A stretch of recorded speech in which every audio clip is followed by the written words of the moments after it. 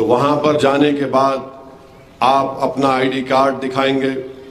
फिर जब आपको मशीन के ऊपर बटन दबाएंगे तो बटन को उस वक्त तक दबा के रखिए जब तक आवाज नहीं आती एक टी बोल के। फिर उसके बाद बाजू एक छोटी मशीन में एक चिट्ठी निकलेगी, उस पर आपको पतंग का निशान नजर आएगा। 30 सेकंड के लिए उसको देख लीजिए। उसके बाद वो चिट्ठी और कागज उसी छोटी मशीन में गिर जाएगी। तीसरी बात यह है कि बहुत से लोग मुझे बता रहे हैं कि बाज़ हजरात ये फैसला करने जा रहे हैं कि हम 13 तारीख के दिन हम फार्म हाउस को जाएंगे और वहाँ पर जाकर मस्ती करेंगे। तो मैं उनसे कहना ये चाह रहा हूँ कि भाई अगर आप फार्म हाउस चले जाएंगे, और उनका बोलना यह भी है कि अरे भाई हमारे 3-4 वोट से क्या होता, मजलिस तो जीतने वाली है। मैं उनसे ये अर्ज करना चाह रहा हूँ, और जो लोग ये भी फैसला कर रहे हैं कि भाई हफ्ते के दिन 11 तारीख है और 11 के दिन 5 बजे इंतखाबी मुहिम का अख्ताम होगा, 12 को इतवार है और 13 को पीर है, तो हम 3 दिन की छुट्टी मनाएंगे। मेरे भाई यकीनन मजलिस की कामयाबी हैदराबाद पार्लिमानी हल्के से होगी इंशाअल्लाह ताला। मगर अगर आप अपने वोट का इस्तेमाल नहीं करेंगे तो आप क्या पैगाम दे रहे हैं? आप क्या पैगाम दे रहे हैं उन ताकतों को जो इस मुल्क को हमेशा के लिए बदलना चाहते हैं? ये जो पार्लियामेंट का इलेक्शन है हमारे मुल्क की तारीख का सबसे अहम और खतरनाक और तारीखी इलेक्शन होने जा रहा है। अगर आप वोट का इस्तेमाल नहीं करेंगे तो आप तारीख का हिस्सा बन जाएंगे और किताबों में भी तुम्हारी तारीख का जिक्र नहीं होगा। अगर आप वोट का इस्तेमाल करेंगे तो आप एक नई तारीख रकम करेंगे जिससे आप इस मुल्क को बचाएंगे, अपने घर को बचाएंगे, अपनी तहजीब को बचाएंगे, अपनी सियासी ताकत को और मुस्तहकम करेंगे आप। तो ये दिमाग से निकाल दीजिए कि मैं वहां चला जाऊंगा या ऐसा कर दूंगा। और याद रखिए, अगर कल तुम्हारे सामने और हमारे सामने बिल्किस बानो आ जाए और तुम वोट नहीं डालोगे तो बिल्किस बानो यही समझेगी कि तुमने वोट मोदी के खिलाफ इस्तेमाल नहीं किया, उस मोदी हुकूमत के खिलाफ तुमने वोट इस्तेमाल नहीं किया जिसने मेरी इज्जत लूटने वालों को, जिसने मैं हामिला थी मेरी इज्जत लूटी, मेरे सामने मेरी 3 साल की बेटी का कत्ल कर दिया, मेरी माँ और मेरे रिश्तेदारों की अस्मतेजी करके उनको कत्ल कर दिया। मैं रात भर बरहाना हालत में खेतों में छुपकर, सुबह में मुझे लोगों ने कपड़े दिए तो मैं जाकर किसी एक कैंप में गई। और वो बिल्किस बानो को तुम क्या जवाब दोगे जिसको मोदी की हुकूमत ने उसकी अस्मत रेजी और उसकी बच्ची और उसकी मां का कत्ल करने वालों को रिमिशन पर छोड़ दिया? क्या आप ये आपके सामने नहीं है? क्या आप इसके लिए वोट नहीं दे सकते? आप क्या वोट नहीं देंगे तो बताओ। आज तुम्हारे घर अल्हम्दुलिल्लाह आबाद है, शादाब है, मगर उनके घर जो बुलडोजरों से तोड़ दिए गए, क्या तुम उनकी तकलीफ को महसूस करके मोदी की हुकूमत के खिलाफ वोट नहीं दोगे? बीजेपी के खिलाफ जिनको झूठे इल्जामों में एनकाउंटर कर दिया गया, गोली मार दी गई, क्या तुम वोट उस वक्त दोगे जब तुम्हारे पेट में और पैर में दर्द होगा? क्या तुम वोट उस वक्त निकल कर दोगे? पोलिंग परसेंटेज उस वक्त बढ़ेगा जब बुलडोजर तुम्हारे घर के सामने आकर खड़ा हो जाएगा। बताओ आप क्या फैसला करने वाले हैं? आप वोट नहीं देंगे? नहीं, मजलिस जीत जाएगी, यकीनन मजलिस जीतेगी इंशाअल्लाह ताला। मगर आपका रोल क्या होगा उसमें बताओ। आपका रोल यह होना चाहिए कि जो जमात, जो बीजेपी आज इस मुल्क में CAA का कानून लेकर आई, इस पार्लियामेंट में 540 के करीब अराकीन पार्लियामान है, उस पूरी भरी पार्लियामेंट में अगर किसी ने उस कानून को गलत कानून करार दिया, उस कानून को हमारे आईन के खिलाफ करार दिया और ये कहा कि महात्मा गांधी ने भी उस वक्त के सफेद फार्म साउथ अफ्रीका में कानून के बिल को पढ़ा था, मजलिस ने उस बिल को फाड़ दिया और हमारे बिल के फाड़ने के बाद पूरे मुल्क में जिद्दोजहद शुरू हो गई, एहतजाज शुरू हो गया। आज असदुद्दीन ओवैसी से दुश्मनी क्यों है? क्योंकि असदुद्दीन ओवैसी बीजेपी के हर कानून की मुखालिफत करता है। क्या तुम अभी भी वोट का इस्तेमाल नहीं करोगे? जब बीजेपी अगर 1991 का प्लेसेस ऑफ वर्शिप एक्ट में तरमीम कर देगी, वो कानून यह है कि 15 अगस्त 47 को जिस किसी की इबादत गाह थी उस इबादत गाह को चेंज नहीं किया जाएगा, उसके कैरेक्टर को, उसके नेचर को चेंज नहीं किया जाएगा। कल अगर ये कानून चला जाएगा तो फिर क्या करोगे तुम बोलेगे अरे यार मुझे वोट डालना था। आप देख लिए कि क्या हो रहा है। फिर बीजेपी अगर तुम वोट नहीं डालोगे तो बीजेपी कह रही है कि हम सेंट्रल वक्फ एक्ट को खत्म कर देंगे। सेंट्रल वक्फ एक्ट के तहत मसाजिद हैं, मदरसे हैं। अगर इस पर भी आप बेदार नहीं होंगे तो कब बेदार होंगे बताओ आप? बीजेपी कह रही है कि यकसा सिविल कोड लेकर आएंगे और आप बोलेंगे नहीं 40% वोट काफी है या खुदपुरे के लिए। यकसा सिविल कोड का बिल बीजेपी ने उत्तराखंड रियासत में लेकर आए और वहां पर उत्तराखंड में बीजेपी ने कह दिया कि मुसलमानों की शादी स्पेशल मैरिज एक्ट के तहत होगी, निकाह से शादी नहीं होगी, काजी साहब खुदवा नहीं देंगे, दुल्हन को मेहर नहीं मिलेगा, स्पेशल मैरिज एक्ट से दोगे। अब भी वोट नहीं डालोगे आप? बोलेंगे मैं फार्म हाउस चले जाऊंगा। अरे क्या है, छोड़ो यारो, ये लोग सब एक ही ऐसे है। अरे कौन लड़ रहा आपके लिए पार्लियामेंट में बताओ? दूसरे भी तो है ना, मगर उनकी गाड़ी पर गोलियां नहीं चलाई जाती, हमारी गाड़ी पर गोलियां चलाई जाती हैं। दूसरे भी हैं मगर रोज किसी को जान से मारने की धमकी नहीं दी जाती। मेरे अजीज दोस्तों और बुजुर्गों, सुना नहीं आपने कि मुल्क के वजीर आजम ने क्या कह दिया? उन्होंने कह दिया कि भारत की मुस्लिम अक़लियत घुसपैठी है, घुसपैठी है। हमारी बेटियां, हमारी माएं ज्यादा बच्चों को पैदा करती, झूठा इल्जाम लगा दिया और कह दिया कि हमारे हिंदू बहनों के गले से मंगलसूत्र निकालकर मुसलमानों को दे दिया जाएगा। अब भी बेदार नहीं होंगे आप? नहीं नहीं, 4 वोट नहीं पड़े तो क्या होता, मेरी जमात तो जीतेगी, मैं दुआ कर दूंगा रात में उसके लिए। तुम उस पर भी नहीं उठोगे कि मोदी कह रहा है जिहादी। किसको कह रहा है मोदी जिहादी? मोदी जिहादी किसको कह रहा है बताओ? इशारा असदुद्दीन ओवैसी की तरफ है। मगर आप बेदार नहीं होंगे क्या? आप बेदार कब होंगे फिर? क्या जब शोर क़यामत होगा, जब सूर फूंका जाएगा, जब बेदार होंगे आप? अरे खुदा की कुदरत पुकार पुकार कर कह रही है, अगर आपके पास एक जिंदा दिल है, जो आपके पास है, सोचने समझने की सलाहियत आपके पास है, तो वो कह रही है कि देखो ये जो बीजेपी की उम्मीदवार है वो एक इबादतगाह की तरफ तीर फेंकने का इशारा कर रही है। उस पर भी बेदार नहीं होंगे आप? नहीं, 40% वोट परसेंटेज काफी है मेरा। अरे मेरे लिए नहीं, अपने लिए बेदार हो जाओ। मैं अहम नहीं हूं, आपका मुस्तकबिल अहम है, वतन अहम है, हैदराबाद अहम है, हैदराबाद का चैन सुकून अमन अहम है, इबादत गाहें अहम है, हमारी तहजीब अहम है, हमारी शनाख्त अहम है, हमारा वजूद बाकी नहीं रहेगा। फिर कब उठोगे तुम? मेरे अजीज दोस्तों और बुजुर्गों, ये उठने का वक्त है। सब चीजों को बाजू रखिए। सिर्फ हैदराबाद से मजलिस को कामयाब नहीं करना है, बल्कि इन तमाम चीजों पर नजर रखकर वोट देना है मजलिस के लिए। हिजाब का खतरा है। बीजेपी के उम्मीदवार कहती है कि हिजाब क्यों? हिजाब को रोक दिया जा रहा है।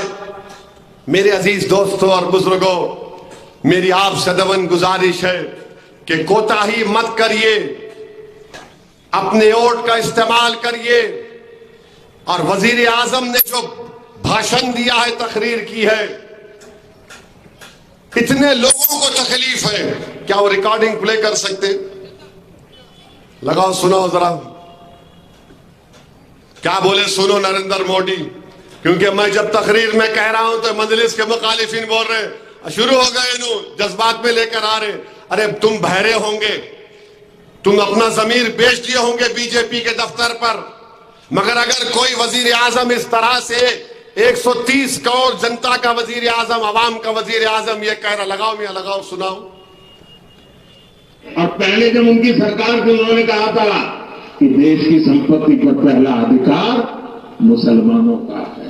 इसका मतलब ये संपत्ति इकट्ठी करके किसको बांटेंगे? जिनके ज्यादा बच्चे हैं उनको बांटेंगे, घुसपैठियों को बांटेंगे। क्या आपकी मेहनत की कमाई का पैसा घुसपैठियों को दिया जाएगा?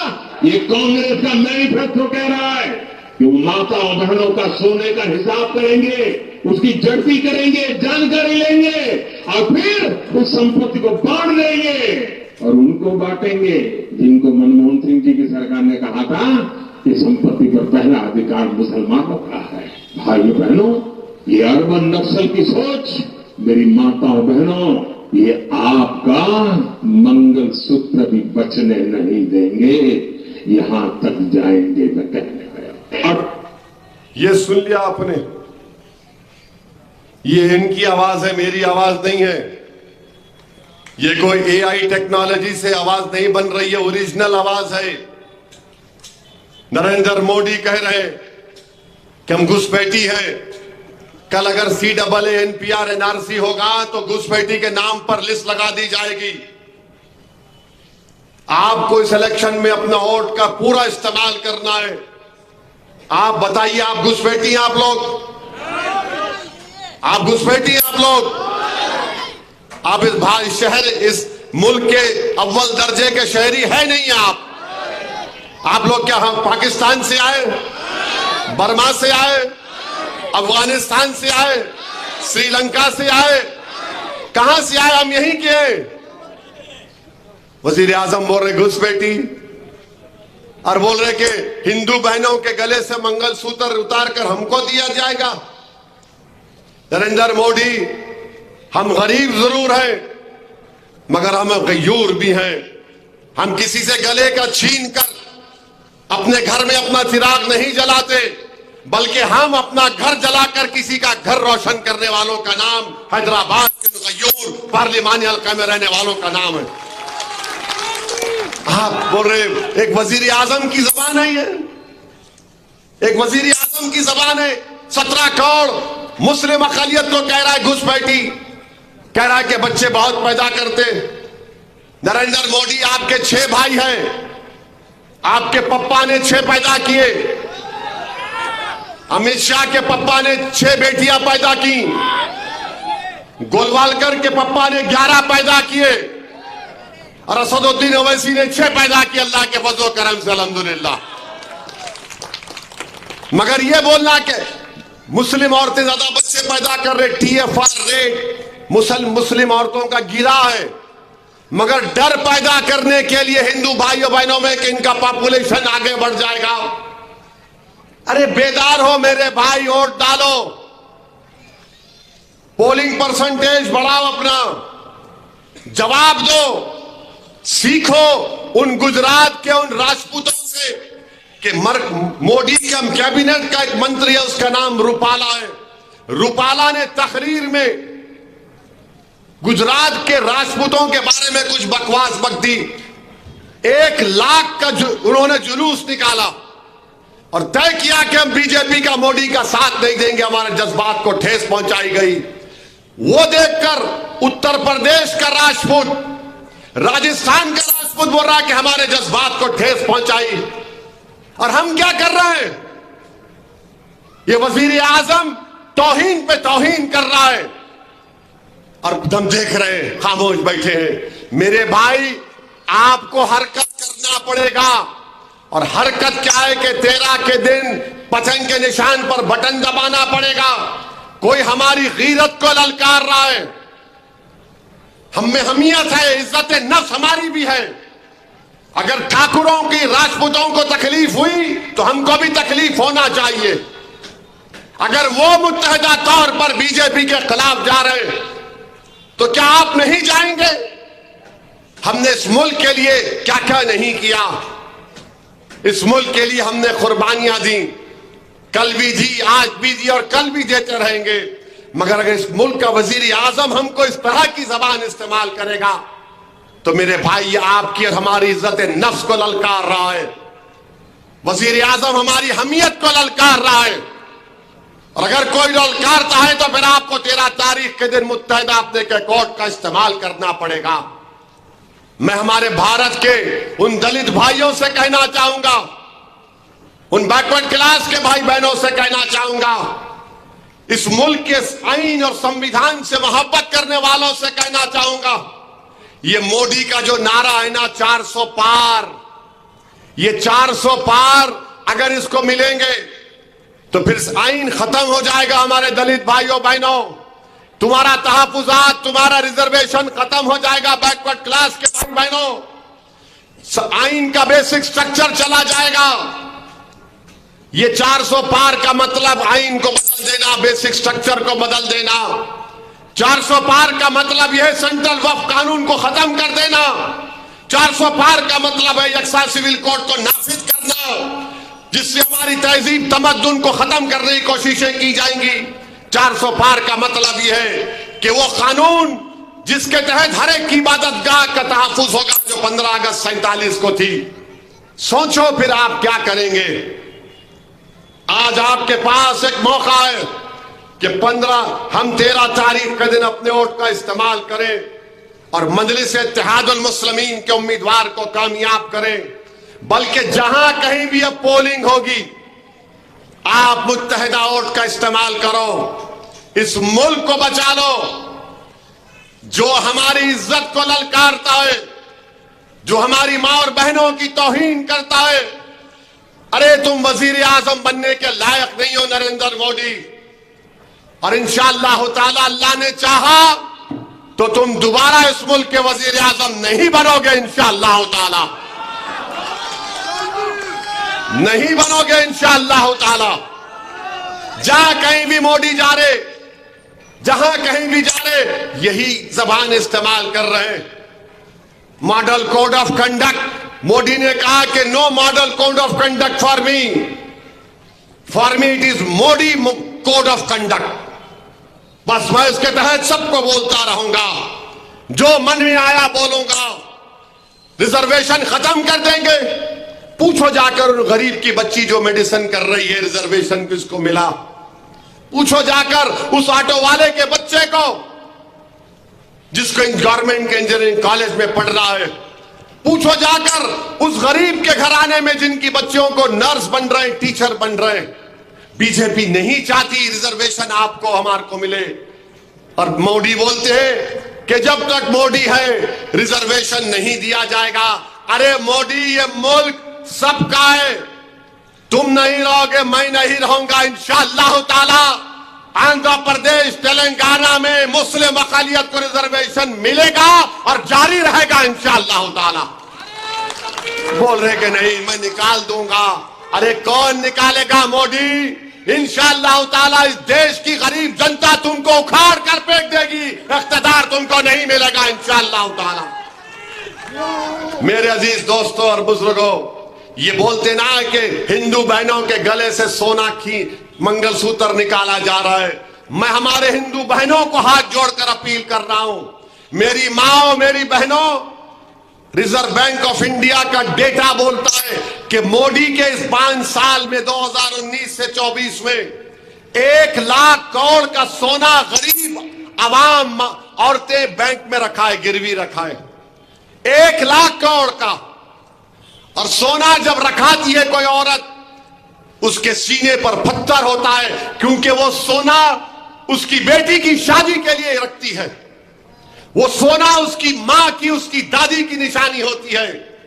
और रखाती इसलिए है क्योंकि बेटी की शादी है, अखराजात है, ये जहेज की लानत है, या कोई बीमार हो गया, या कोई एक्सीडेंट हो गया, या किसी बच्चे की फीस को देना है।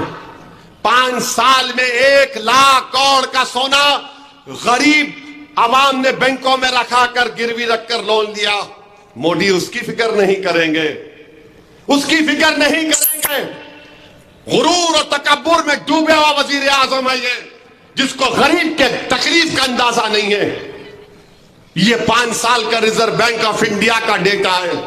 मेरे अजीज दोस्तों और बुजुर्गों, फिर ये लोग बोलते बीजेपी के लोग कि मजलिस शहर के लिए, हैदराबाद के लिए कुछ नहीं करी। सुनो बीजेपी वालों, हमारे निशान का नाम लेकर काट देंगे। याद रखो, पतंग जब हम पिलाते हैं तो हम या तो ढील से दूसरे की पतंग काटते या खींचकर। असदुद्दीन ओवैसी के पास तीसरा तरीका है, मैं अत्ते मार के तुम्हारी पतंग भी रख लूंगा मेरे पास। याद रखो, तुम ढील खींच का मामला नहीं होगा, अत्ते मार लेते हम लोग। हाँ, तुम डोरी काटने में माहिर और कुछ भी नहीं हो, तुम और तुम्हारे चमचे। आप देखिए कि नहीं हम क्या कर रहे हैं हैदराबाद के लिए। अरे किसका दवाखाना कोविड में ब्लैकलिस्ट हुआ था मोदी जी? 8 दिन तक दवाखाना ब्लैकलिस्ट किसका हुआ था? कोविड में लोगों को उनका खून चूस कर बिल दिया जा रहा था। अब पूछते हैं क्या किया? हैदराबाद पार्लिमानी हलके में मजलिस इत्तेहादुल मुस्लिमीन की नुमाइंदगी पर 24 टेमरिस के स्कूल, जिसमें जूनियर कॉलेज भी है, मजलिस की नुमाइंदगी पर आज काम कर रहे हैदराबाद पार्लिमानी हलके में, जिसमें 10,260 तुलबा और तालिबात पढ़ रहे हैं। ये 24 में 12 बच्चों के स्कूल हैं। करीब 4,837 बच्चे हैं उन स्कूलों में, और हमारी बेटियां 5,429 है। तुम बीजेपी वाले क्या करें बताओ? कौन सा काम किए तुम बताओ? तुम तो बेरोजगारी नौजवानों का मुकद्दर बना दिए। कीमती आसमानों को छू रही है। 400 पार बोल रहे, पेट्रोल 100 पार हो गया, डॉलर 85 रुपये हो गया, मगर इनको फिक्र ही नहीं है। मेट्रो की लाइन का काम जो बचा हुआ था, हमने चीफ मिनिस्टर को बुलाकर संगे बुनियाद उसका रखाया। उसमें 2000 करोड़ का तो खाली जायदादों को हासिल करने के लिए 2000 करोड़ रुपए लगेंगे। अकबरुद्दीन ओवैसी ने चीफ मिनिस्टर से कहा कि एयरपोर्ट की लाइन आ रही नागौल से हैदराबाद के पार्लियामेंट के हल्के में 3 स्टेशन होने चाहिए। एक ओवैसी हॉस्पिटल के पास संतोष नगर चौरस्ता, एक आपका ये कंचन बाग के पास, तीसरा चंद्रायन गुट्टा, और यहां से वो ट्रेन जाएगी सीधा एयरपोर्ट को। ये मजलिस ने किया। याकूतपुरा असेंबली हल्के में मैंने चीफ मिनिस्टर से बात करके 3 रोड वाइडनिंग के कामों को मंजूर करवाया। एक शेख फैज कमान की, दूसरा कौन सा है वो, नागाबोली का, और तीसरा है हमारे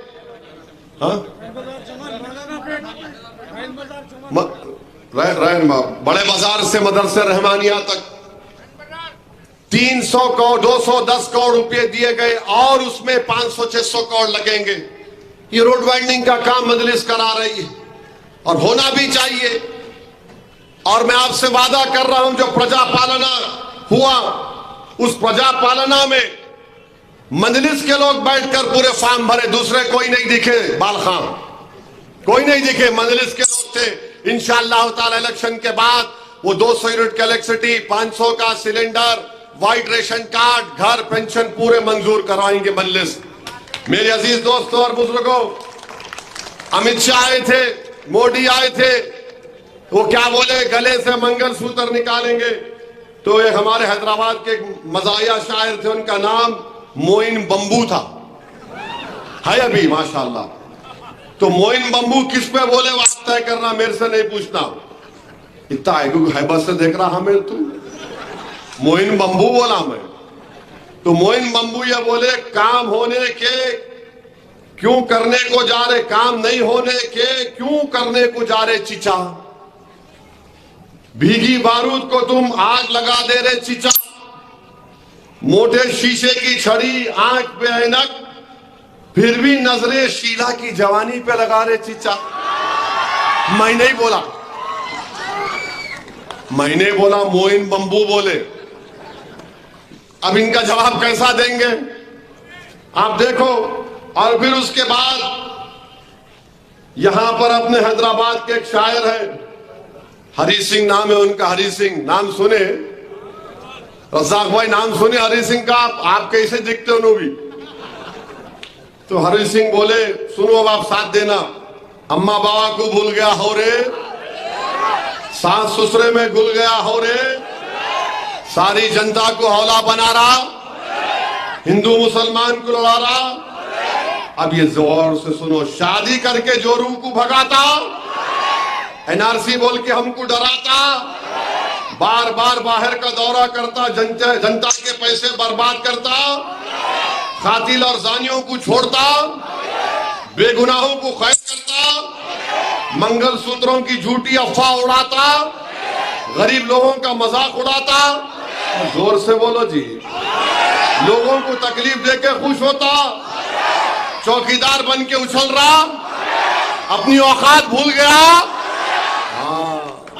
हौरे, अब 13 के दिन मैं नहीं बोलना हौरे कहाँ रे।